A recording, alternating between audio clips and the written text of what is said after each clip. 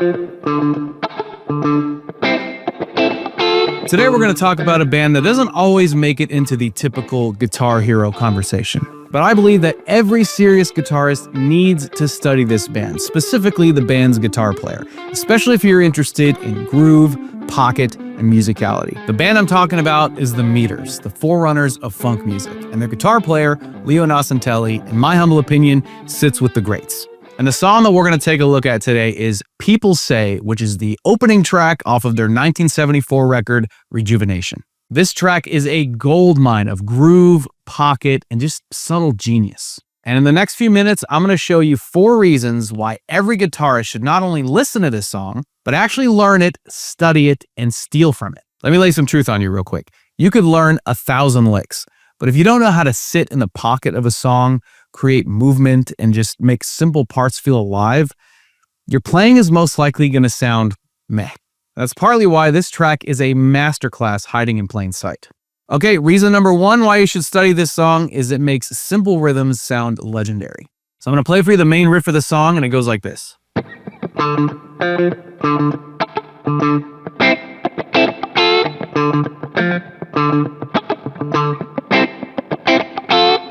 So let's quickly break down this main riff. So what's going to happen is the fretting hand is going to do some pretty simple stuff, but it's the picking hand that's going to be the busiest because you're going to be doing this continuous driving sort of funky, muty motion. It's going to be all alternate picked, right? So a lot of down-up movement is happening. And one really important tip that I learned, especially when it comes to funk guitar, is that when you're treating your picking hand like a drummer, which is really a huge component of having that groove in that pocket, right? You want to think of your low strings as your kick drum and your high strings as a snare. So you're going like boom, boom, boom, boom, like that, right? And when you do that, you can kind of separate them out. So that way you're not going like, you know, just like playing all the strings with an even dynamic. You want it to have some movement, some feel, right? So now that we understand that, what our picking hand is going to be doing, we're going to do a quick breakdown of this main riff, okay? Just going to show you real quick what the notes are. 5th fret on the A string, 3rd fret on D, and back to 5th fret on A. And then we're going to do this little kind of clicky thing with the muted strings, like that. And then we're going to come back to the 5th fret of the A string. So it helps to sing this out loud when you're practicing it, no matter what tempo. You're like, ba-da, ba-da, ba-da, ba-da. It really helps line you up, right, rhythmically, right? So really do that to try and find, especially when you're practicing this to a metronome, which, by the way, I clocked the BPM to this song. It's around 104, right? So 104 beats per minute is pretty much record tempo. But of course, when you're starting out, do a lower tempo, maybe start at like 80 or something, and then work your way up. I like to go by the rule of increments of about 5 BPM. Once you get good at, let's say, 80 beats per minute, bump it up to 85, and then 90, 95, and so on. Okay, so after those little bass notes are these little chord stabs, starting with the 5th fret, pretty much from the D string down. It's an A minor 7. Then we hit that A minor 7 twice, and then we do this little double stop bendy thing, right? So 5th fret on the high E string with 1st finger, and then 6th fret on the B string with the 2nd finger, and the B string is where we do that bend. So we go just like that. We keep the 1st finger stationary, 2nd finger bends, and it's an ever so slight bend. Right off the bat, just with this riff, this song teaches you restraint, because with all that movement going on in the picking hand, and only in certain moments are we actually fretting notes and playing them. I mean, it's like musical martial arts. The second reason why I think every guitarist should listen to this song is it's a masterclass in arrangement. And I'm not just talking about the guitar. I mean, you got the guitar, the bass, the drums, you got the core of the band, right? Then you have the horn section and the piano that shows up, and it just really, really completes the song. And you can learn a lot from those other instruments, even as a guitar player. So as a quick example, I'm going to throw on a loop that I have of that main riff, and I'm going to show you what the horns are doing. This is kind of an approximation, right? But essentially what's happening is you have these little, that's what the horns are playing. So like these really cool little like stabs that just kind of act as a nice response, and they fit perfectly in that specific beat, right? And not just that, there's also some moving lines like this. Like this.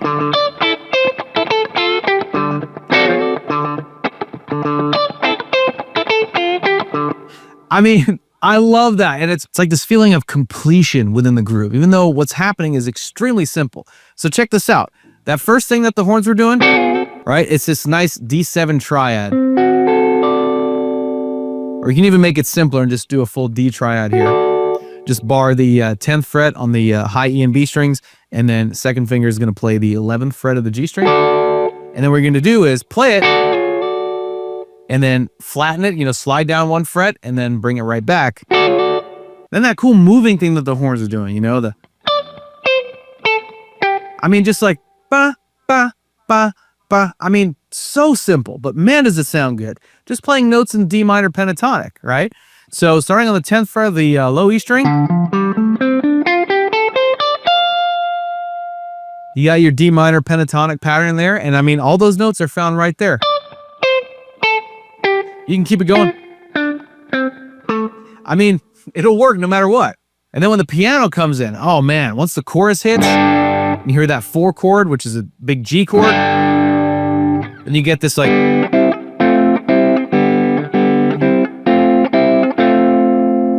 these really cool little triads, that the piano's playing. So what I'm doing essentially, my interpretation of it, which is loose, but I think it works. We start by just playing the D, G, and B strings open, which is a G major triad. And then we're going to play a C triad here, which we bar on those same strings on the 5th fret. Then we're going to play this F triad here, which is 7th fret on the D string, 5th fret on the G string, and then 6th fret on the B string. And it's just those 3 triads, we got. Then the second time, it plays that F triad at the end there. And that's pretty much it. Reason number 3 why I think every guitarist should study this song is it shows you how to seamlessly move between major and minor. So overall, the song is in the key of D, but we definitely hear some minor and major tonalities kind of shifting back and forth. And a big reason for that is the core of the song is essentially based around 7th chord. So if we took the 1 chord, D7, that chord contains a major 3rd and a minor 7. So it gives it that kind of jarring but very bluesy sound. And that right there gives us the perfect opportunity, the permission to mess around with both major and minor. Especially when we're talking about the pentatonics. It's a lot easier to move between major and minor when we're focusing on the thirds particularly, right? So in D minor pentatonic, like we talked about earlier, right here, the 10th fret of the G string is where that minor 3rd is. And if we sharpen it to the 11th fret, we now have the major 3rd. So we can do stuff like,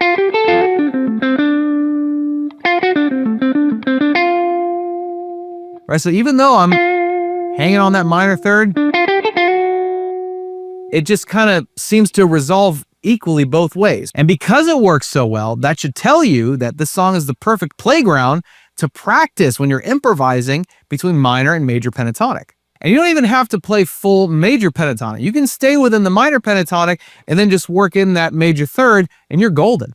What this will ultimately do is give you more confidence as a soloist and as an improviser. And the 4th and final reason why I think every guitarist should study this song is because it shows you easy key changes.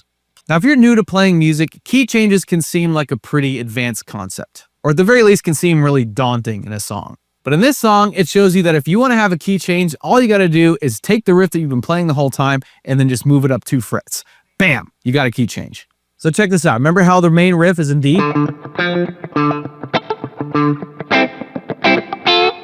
Later on in the song, that same riff moves up 2 frets and now it's in the key of E.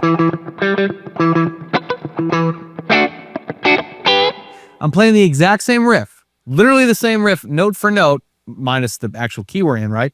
I just moved it up 2 frets, fretboard conveyor belt, baby. I'm telling you, it works every time. So you can make key changes literally that simple if you wanted to. I mean, the meter showed us a perfect example in this song. And the same rules for soloing apply too. If you wanted to now solo in E minor pentatonic, right, over that particular key change, and you can work in the major third and the minor third, you can totally do that too. So funny story, I first got hip to this song when I was playing jams in Los Angeles. And I'll never forget the first time I played it, you know, on stage with a band. I was playing in D, right? I was throwing a solo, so I was playing in D. And then in the middle of my solo, someone in the band goes, all right, we're moving to E. And I was like, what? And so I just like moved my licks up, you know, 2 frets essentially, playing in E. And man, I felt like a rock star. I was like, this is cool. I'm just playing these same exact licks in one position, moving on to the next. And especially when we moved it back down to D, they were kind of messing with me, right? Because they know I hadn't heard that song before. And man, it was something. So when you're jamming along to this song and that key change happens, just do that. I'm telling you, you'll be pretty impressed with yourself. And by the way, if you're enjoying these types of videos where we're just analyzing certain songs and what makes them awesome for guitar players, I invite you to leave a like to this video and consider subscribing to our YouTube channel if you haven't already. And if you find that learning songs like this are really helping you connect the dots on your fretboard, I highly recommend you check out the Guitar Mastery Method VIP Club. Because what we're talking about today barely scratches the surface of how deep we dive into this stuff in the VIP Club. We take songs like this and really dissect them. So we're not just learning how to play them note for note, but it's like, how can we actually extract information from these songs that really makes us better guitar players, that'll introduce new concepts to us that we never thought we could possibly play. So if you want to not just learn songs, but learn from them, click the link in the description and check out the VIP Club. I think you'll be blown away at what's waiting for you inside. So whether you're into funk, blues, rock, metal, or anything with a groove, go study the meters and start with People Say. And if you enjoyed this video, hit the like button, leave me a comment, and let me know if there's another song you'd like me to break down next. I'm Eddie from Guitar Mastery Method. I'll see you in the next one. In the meantime, stay in the pocket.